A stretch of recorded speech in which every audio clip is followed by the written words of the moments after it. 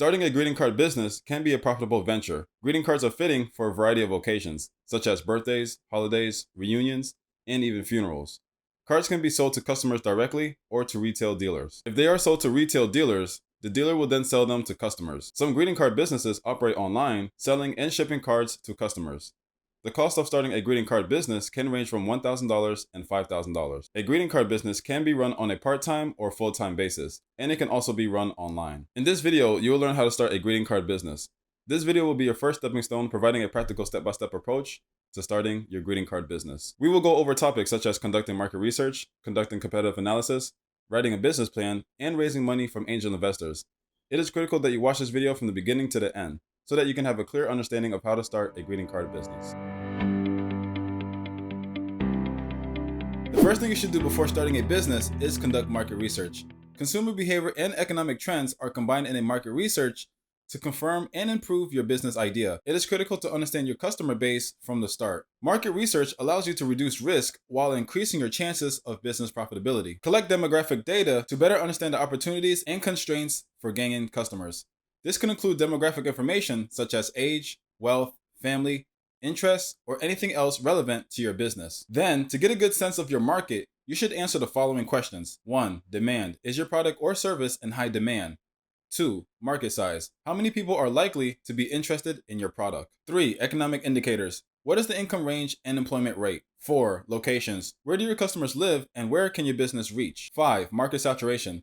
How many similar options do consumers already have? 6. Pricing. How much are potential customers willing to pay for these alternatives? You will want to stay current on small business trends. It is critical to understand the specific market share that will impact your profits.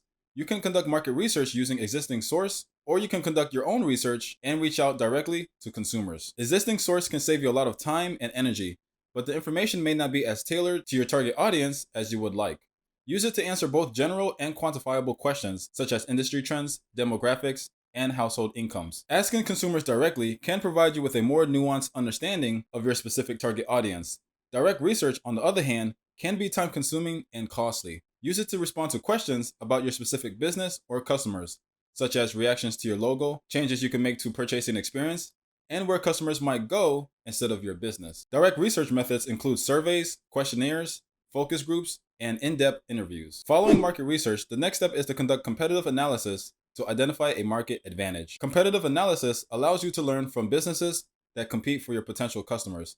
This is critical for defining a competitive advantage that generates long-term revenue. Your competitive analysis should identify your competitors by product line or service, as well as market segment. Here are some characteristics to look for in the competitive landscape. 1. Market share. 2. Strengths and weaknesses. 3. Your window of opportunity to enter the market. 4. The importance of your target market to your competitors. 5. Any obstacles that may impede your entry into the market. And 6. Secondary or indirect competitors who may have an impact on your success. There may be numerous businesses competing to serve the same market that you are. The level of competition, the threats of new competitors or services, and the effect of suppliers and customers on prices are all important factors to consider. You should write a business plan after conducting competitive analysis to determine a market advantage. A good business plan will walk you through each stage of starting and running your company. Your business plan will serve as a roadmap for how to structure, run, and grow your new venture. It's a method of organizing your thoughts about the most important aspects of your business. Business plans can assist you in obtaining funding or attracting new business partners. Investors want to know that they'll get a good return on their investment. Your business plan will be the tool you use to persuade others that work with you or for investing in your company. You should choose a business plan format that works for you. There is no correct or incorrect way to write a business plan. What matters is that your plan meets your requirements. The majority of business plans fall into one or two categories: traditional or lean startup. Traditional business plans are more common. They follow a standard format and encourage you to go into details in each section. They usually necessitate more work up front and can be many pages long. Lean startup business plans are less common, but they still follow a standard format. They concentrate on summarizing only the important points of your plan's key elements. They can be made in as little as an hour and are usually one page long. If you are very detail-oriented, want a comprehensive plan, or intend to seek funding from traditional sources, you may prefer a traditional business plan format. You are not required to follow a specific business plan outline when writing your business plan. Instead, use the sections that make the most sense for your company and its requirements. Traditional business plans include some of these 9 sections. 1. Executive summary. Tell your readers about your company and why it will be profitable in a few sentences. Include your company's mission statement, product or service, and basic information about its leadership team, employees, and location. If you intend to seek funding, you should also include financial information and high-level growth plans. 2. Company description.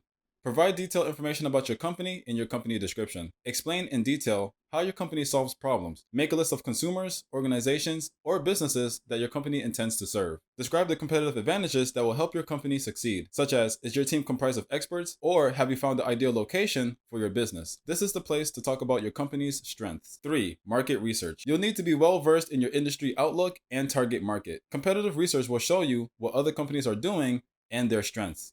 Look for trends and themes in your market research, such as what are the actions of successful competitors? What makes them so effective? And also, are you able to do it better? This will be the time to respond to these questions. 4. Management and organization. Tell your reader how your company will be organized and who will be in charge.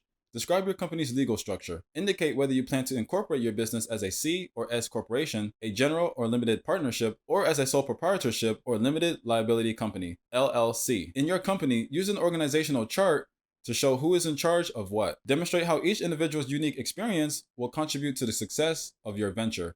Consider including resumes and curriculum vitae for key members of your team. 5. Product or service line. Describe the product or service you provide. Describe how it benefits your customers and the product life cycle. Share your intellectual property plans, such as copyright or patent filings. Explain in detail if you are conducting research and development for your service or product. 6. Sales and marketing. A marketing strategy cannot be approached in a single way. Your strategy should evolve and change to meet your specific requirements. This section's goal is to describe how you plan to attract and retain customers. You'll also describe how a sale will take place. This section will be referred to later when making financial projections, so make sure to thoroughly describe your entire marketing and sales strategy. 7. Request for funding. If you're requesting funding, this is where you'll detail your funding needs. Your goal is to clearly explain how much funding you'll require over the next 5 years and how you intend to use it. Indicate whether you want debt or equity, the terms you want, and the length of time your request will last. Provide a detailed description of how you intend to use your funds. Indicate whether you require funds to purchase equipment or materials, pay salaries, or cover specific bills until revenue increases. Include a description of your future strategic financial plans, such as debt repayment or the sale of your business. 8. Financial projections. Financial projections should be included with your funding request. Your goal is to persuade the reader that your company is stable and will be highly profitable. Include income statements, balance sheets, and cash flow statements for the last 3 to 5 years if your company is already established. If you have any other collateral that could be used to secure a loan, make sure to include it as well. Provide a financial forecast for the next 5 years. Forecasted income statements, balance sheets, cash flow statements, and capital expenditure budgets are all included. Be even more specific in the first year using quarterly or even monthly projections. Make certain that your projections are clearly explained and that they correspond to your funding request. This is an ideal place to use infographics to tell your company's financial story. 9. Appendix. Provide supporting documents or other materials that were specifically requested in your appendix.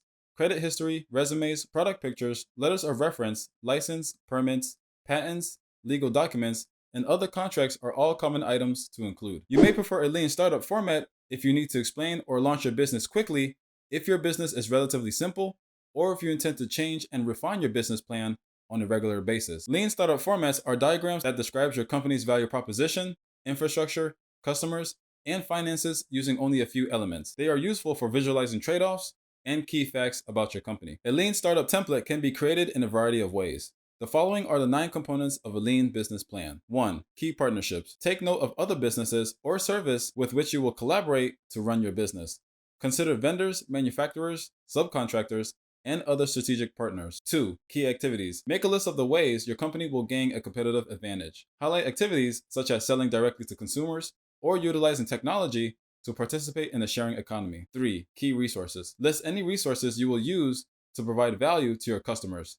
Staff, capital, and intellectual property may be among your most valuable assets. Remember to take advantage of any business resources that may be available to women, veterans, Native Americans, and hub zone businesses. 4. Value proposition. Make a clear and compelling statement about your company's unique value to the market. 5. Customers' relationships. Describe how your customers will interact with your company. Is it automated or human to human? Should it be done in person or online? Consider the customer's experience from the beginning to the end. 6. Customer segments. When naming your target market, be specific. Because your business will not be for everyone, it is critical to have a clear idea of who your business will serve. 7. Channels. Make a list of the most important ways you'll communicate with your customers. Most businesses use a combination of channels that they optimize over time. 8. Cost structure. Will your company prioritize cost cutting or value additive initiatives? Define your strategy and then list the most significant costs associated with pursuing it. 9. Revenue streams. Describe how your company will make money. Direct sales, membership fees, and the sale of advertising space are a few examples. If your business has multiple revenue streams, make a list of all of them. Following the completion of your business plan, the next step is to secure funding for your venture. Starting a business costs money. One of the first and most important financial decisions most business owners make is how to fund their venture. How you choose to fund your business may have an impact on how you structure and run it. Every company has unique requirements, and no financial solution is one size fits all. Your personal financial situation and business vision will shape your company's financial future. Once you've determined how much startup funding you'll require, the next step is to determine how you will obtain it. Let's talk about how to fund your own business through self-funding. Self-funding, also known as bootstrapping, allows you to use your own financial resource to support your business. Self-funding can take the form of borrowing money from family and friends, using your savings account, or even tapping into your 401k. You retain complete control over your business when you self-fund, but you also assume all of the risk. Be cautious not to spend more than you can afford, and be especially cautious if you decide to withdraw funds from retirement accounts early. You could face costly fees or penalties, or you could jeopardize your ability to retire on time. So consult with the administrator of your plan and a personal financial advisor first. Another option is to raise venture capital from investors. Venture capital investments can provide you with the funding to start your business.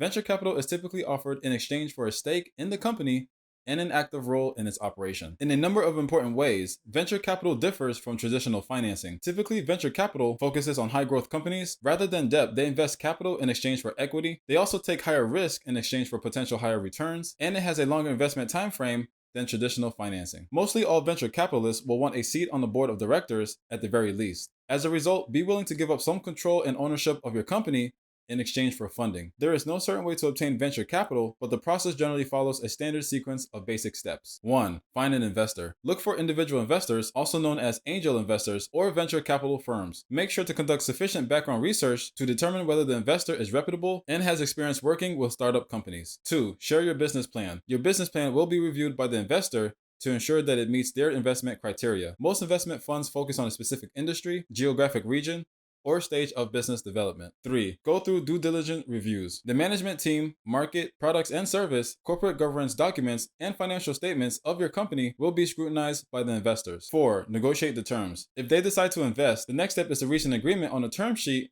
that outlines the terms and conditions under which the fund will make an investment. 5. Investment. You can get the investment once you agree on a term sheet. When a venture fund invests, it becomes an active participant in the company.